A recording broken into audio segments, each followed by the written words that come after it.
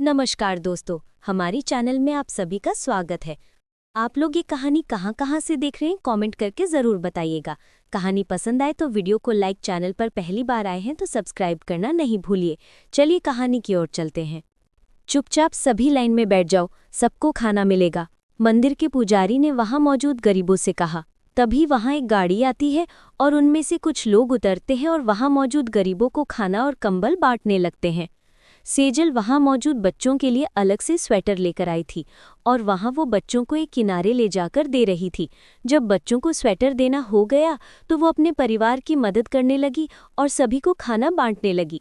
खाना बांटते हुए जब वो एक आखिरी गरीब के पास पहुंची तो वो बड़ी हैरानी से उस बूढ़े को देखने लगी। वो बूढ़ा सर झुकाए बैठा था, फटे पुराने कपड़े, फटी चप्पल, ठंड से ठिठुर रहा था। सेजल जब अच्छे से उस बूढ़े का चेहरा देखती है तो उसके होश ही उड़ जाते हैं और उसके हाथ से सारा सामान गिर जाता है, जिस पर वो बूढ़ा उससे कहता है, ये मैं रख लूं बेटा, बड़ी ठंड लगती है, एक से मेरा गुजारा नहीं होता, तुम चाहो तो खाना मत देना मुझे। सेजल उस बूढ़े की बात सुनकर रो पड़ती और कहती है, पापा, आपने मुझे पहचाना नहीं, मैं आपकी गुड़िया, आप यहाँ और इस हालत में। वो बूढ़ा सेजल की बातें सुन तो पा रहा था पर वो शायद समझ कुछ नहीं पा रहा था और अवाक होकर सेजल को बस देखे जा रहा था। तभी मंदिर का पुजारी पीछे से आकर कहते हैं, क्या तुम इन्हें जानती हो? हाँ, ये मेरे पिता शिवनारायण सक्सेना है। सेजल ने कहा, बेटी ये कौन है, कहाँ से आए हैं? ये तो पता नहीं, बस एक दिन इन्हें यहाँ कोई बिठाकर चला गया, तब से ये यही मंदिर के बाहर ही रहते हैं। और ताज्जुब की बात तो ये है, इन्हें अपने जीवन के बारे में कुछ भी नहीं याद। पर तू कह रही हो ये तुम्हारे पिता हैं, फिर इनकी ऐसी हालत कैसे? कुछ समझ नहीं आया, पुजारी ने कहा।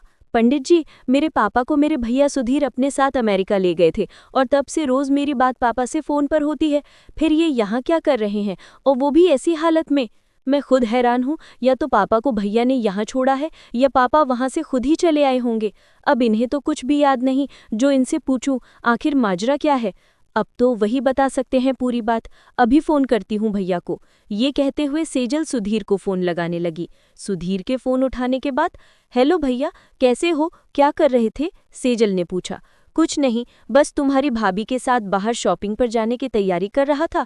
तुम बताओ, आज तो तुम्हारे यहाँ पूजा हवन है ना, हो गई उसकी तैयारी? सुधीर ने पूछा। हाँ, बस वही चल रही है भैया, जरा पापा को फोन देना, वो क्या है ना, उन्हें पूजा पाठ काफी पसंद है, तो सोचा वीडियो कॉल पर ही उन्हें दिखा दूं। सेजल ने कहा। अच्छा रुको, ये कहते हुए सुधीर पापा पापा कहते हुए फोन देने लगता है। उधर से बिल्कुल सेजल के पापा की आवाज आती है, जो कहते हैं, हाँ गुड़िया बोल बेटा, आज मेरी तबीयत बिल्कुल ठीक नहीं है, मैं तो दवाई खाकर सो रहा था, तो फिर कभी वीडियो कॉल कर लेना। उसके बाद सुधीर फोन में आकर कहता है, वो क्या है सेजल, पापा को यहाँ की ठंड बर्दाश्त नहीं हो रही है, इसीलिए थोड़े सुस्त हो गए हैं, तो फिर कभी बात कर लेना, सुधीर ने कहा। इस बात से सेजल हैरान तो हुई और उसने सोचा, जब पापा यहाँ मेरे सामने बैठे हैं तो फोन पर वो आवाज़ किसकी थी? फिर उसे याद आया कि जब से भैया विदेश गए हैं तब से वो कभी भी वीडियो कॉल नहीं करता, बस बातें करके फ़ोन रख देता था। जब भी उसे वीडियो कॉल करने को कहती थी तो वो कोई ना कोई बहाना बना ही देता था। आखिर ये सब हो क्या रहा है? सेजल ने सोचा और फिर वो शिवनारायण जी को अपने साथ ले गई। वो अपने पति अमित से कहती है, पता नहीं अमित, ये पापा को क्या हो गया है, और जब भैया इन्हें अमेरिका ले जाने वाले थे तो ये यहाँ इस हालत में कैसे? ये ना तो मुझे पहचान रहे हैं और उधर भैया भी पता नहीं किससे मेरी बात करवाते आए हैं इतने दिनों तक। सेजल, तुम्हें पक्का यकीन है ना ये पापा ही है? क्योंकि मैं इसलिए ऐसा कह रहा हूँ, ये ना तो तुम्हें मुझे पहचान रहे हैं, ऊपर से उधर भैया ने भी तुम्हारी बात पापा से करवाई। ऐसा तो नहीं कहीं ये कोई बहरूपियाँ हों? अमित ने कहा। ये कैसी बातें कर रहे हो आप? ये मेरे पापा ही हैं। ये बहरूपिया वगैरह फिल्मों में होता है, असल जिंदगी में नहीं, और मैं अपने पापा को नहीं पहचानूंगी क्या?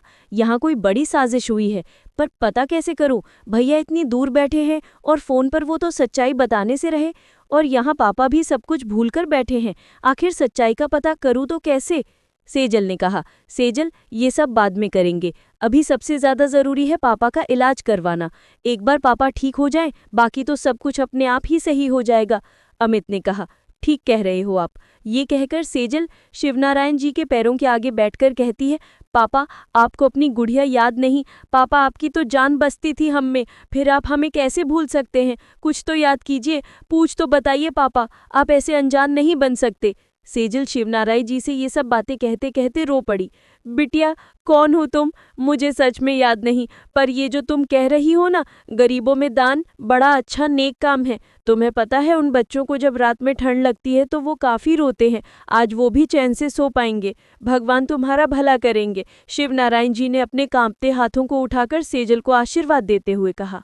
पापा, ये भी आपसे ही सीखा है। जब आप किसी की मदद करने के लायक हों तो ज़रूर करो, क्योंकि भगवान ने जितना हमें दिया है उतना तो शायद किसी का सपना हो।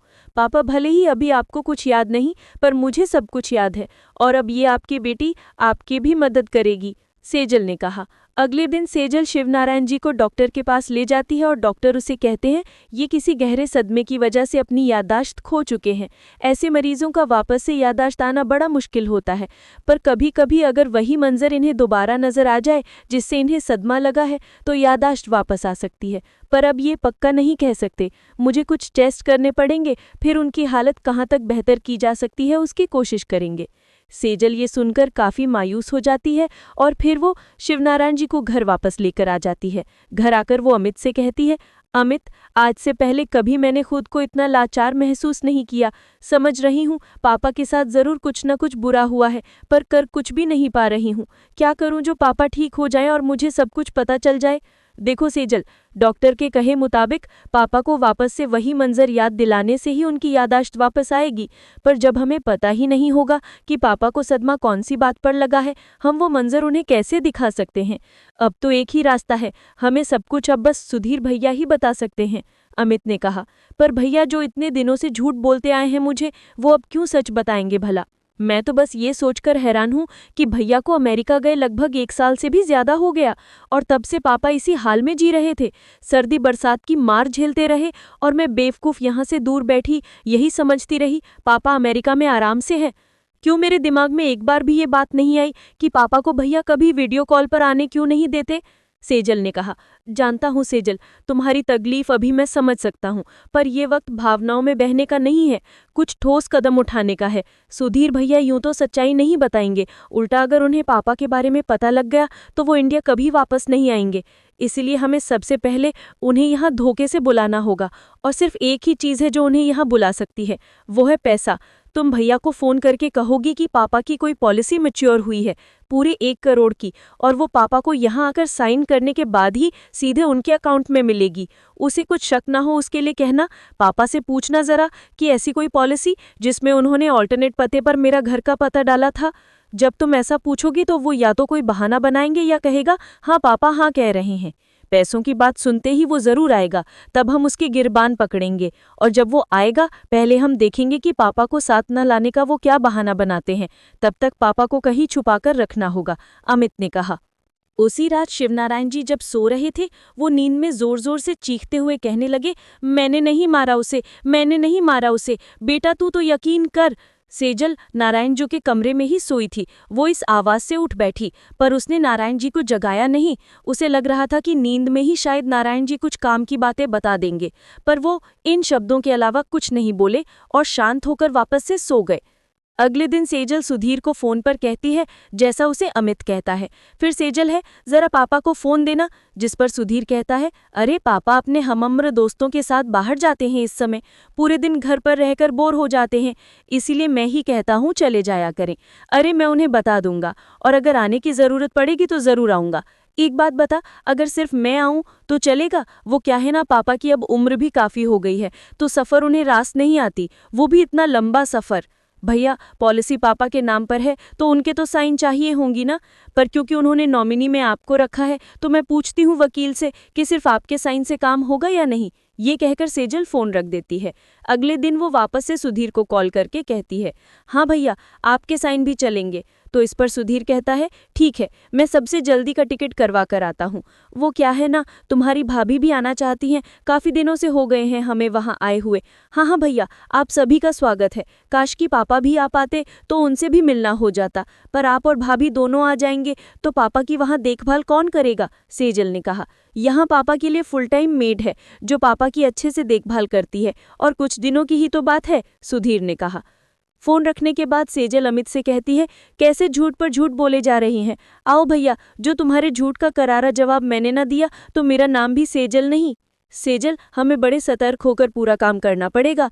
कहीं ऐसा ना हो कि सुधीर के यहाँ आने से पहले उसे सब कुछ पता चल जाए, अमित ने कहा। उसके बाद एक दिन सेजल शिवनारायण जी को पार्क में घुमाने ले जाती है। वो वहाँ बैठे अपने पापा को कुछ पुरानी तस्वीर दिखा रही थी, पर शिवनारायण जी उन तस्वीरों को एक अनजान की तरह ही देख रहे थे। यहाँ तक कि वो अपनी पत्नी को भी नहीं पहचान रहे थे।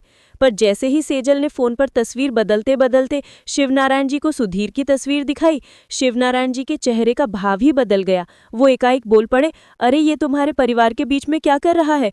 आप जानते हो इन्हें? क्या किया था इन्होंने? सेजल उत्तेजित होकर शिवनारायण जी से पूछने लगी।